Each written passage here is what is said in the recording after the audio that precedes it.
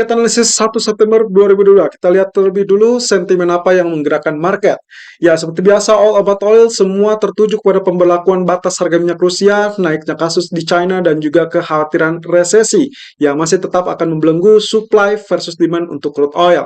Jelang pertemuan OPEC, surplus minyak diharapkan turun. Hal tersebut disampaikan dari pertemuan Komite Teknis Gabungan OPEC GTC di hari Rabu kemarin. GTC mengeluarkan perkiraan bahwa surplus pasar minyak akan mencapai 900 juta barrel per hari untuk tahun 2022. Dan ini adalah merupakan skenario kasus terbaik. Di dalam pertemuan OPEC nanti juga diperkirakan akan membahas rencana pemangkasan produksi seperti yang disampaikan oleh Menteri Energi Arab Saudi minggu lalu. Dan yang terbaru adalah AS dan Sekutu. Mereka siap untuk mematangkan rencana pembatasan harga minyak Rusia yang akan diumumkan di hari Jumat besok.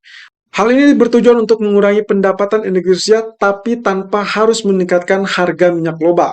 Dan G7 akan melarang pembiayaan dan mengasumsikan pengiriman minyak Rusia kecuali jika dijual di bawah harga yang ditetapkan.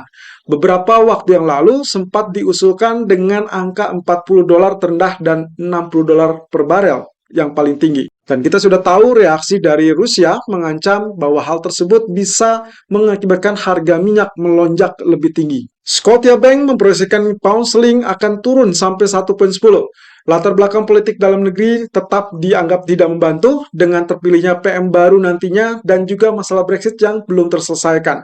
Trade Weighted Index atau TWI atau indeks tertimbang perdagangan menunjukkan pound masih bisa turun lagi 4-5% sebelum akhirnya menyentuh posisi terendah saat 1992, krisis keuangan 2008, voting Brexit 2016 dan juga pandemi 2020. Hal ini juga senada dengan apa yang sempat disampaikan oleh Citigroup 2 minggu yang lalu, bahwasanya mereka memproyeksikan pound sterling bisa turun di bawah parity. COVID di China meluas dan akhirnya kota Chengdu terpaksa lockdown. 157 kasus ditemukan untuk kemarin dan pengujian massal akhirnya dilakukan hari Kamis sampai hari Minggu mendatang.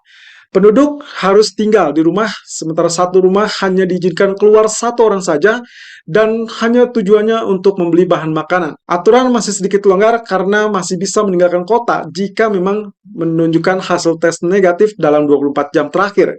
Yang perlu diketahui, Chengdu merupakan kota dengan populasi 21 juta penduduk dan menyumbang sekitar 1,7% dari GDP China. Dan banyak lokasi manufaktur utama seperti Foxconn dan juga Toyota. Untuk nanti malam, jam 9.00 waktu Indonesia bagian Barat, data ISM Manufacturing PMI akan menjadi data yang paling dicermati oleh para pelaku pasar.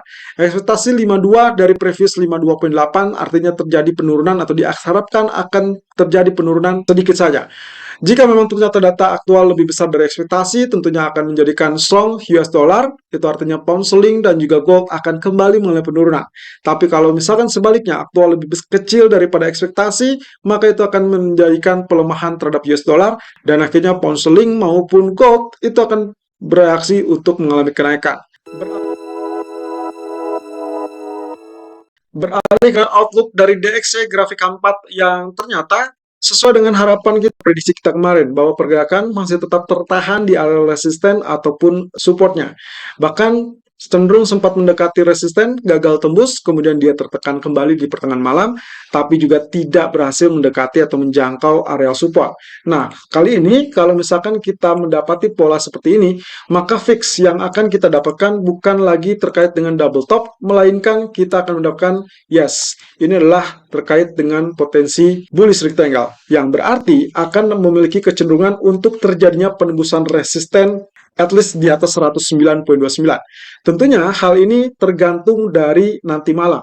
Jika memang ternyata data nanti malam kaitannya dengan ISM Manufacturing PMI Amerika yang dirilis ternyata lebih rendah, maka bisa saja dolar tidak jadi mengalami kenaikan, justru kembali mengalami penurunan. Tapi kalau memang ternyata data dirilis sangat kuat, maka inilah yang akan terjadi sesuai dengan pola bullish rectangle-nya. Dari sisi grafik daily chart sendiri, ada hal yang juga cukup menarik, yang ternyata menunjukkan kenaikan pun tidak sanggup untuk menembus resisten, kemudian juga penutupannya masih tetap dalam doji candle.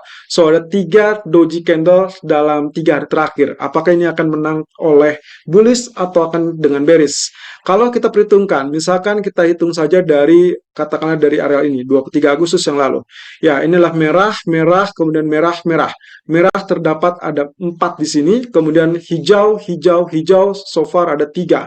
Artinya, kemungkinan kecenderungan untuk terjadinya penurunan jauh lebih besar daripada kenaikan. Apakah seperti demikian? Semuanya akan ditentukan nanti malam, termasuk juga data non-farm payroll di hari Jumat. So, apa yang ditunggu oleh market sebetulnya? Ya, kaitannya adalah dengan data ISM Manufacturing PMI nanti malam dengan data NFP yang ternyata adalah salah satu bagian dari kebijakan Fed nantinya apakah akan menaikkan 50 ataupun 75 basis point. Nah, di sisi lain jika terlihat dari US Treasury Yield ditutup dengan bullish yang sangat meyakinkan meskipun sebelumnya terjadi keraguan kaitannya dengan posisi candle doji ini. Nah, ini menandakan kalau memang ternyata area resisten yang mampu ditembus, maka kita bisa berharap kenaikan tersebut akan berlanjut. Dan ini berarti mengejar area target resisten kedua. Ya, ini berarti akan mencapai teritori 3,483%. Atau mungkin yang terdekatnya adalah 3,3%. Namun, kalau memang ternyata terjadi kegagalan lagi, maka dia bisa saja terjadi penurunan. Sementara itu di grafik H4-nya, jauh dari pola kenaikan yang memang ternyata kemarin berhasil tembus teman-teman.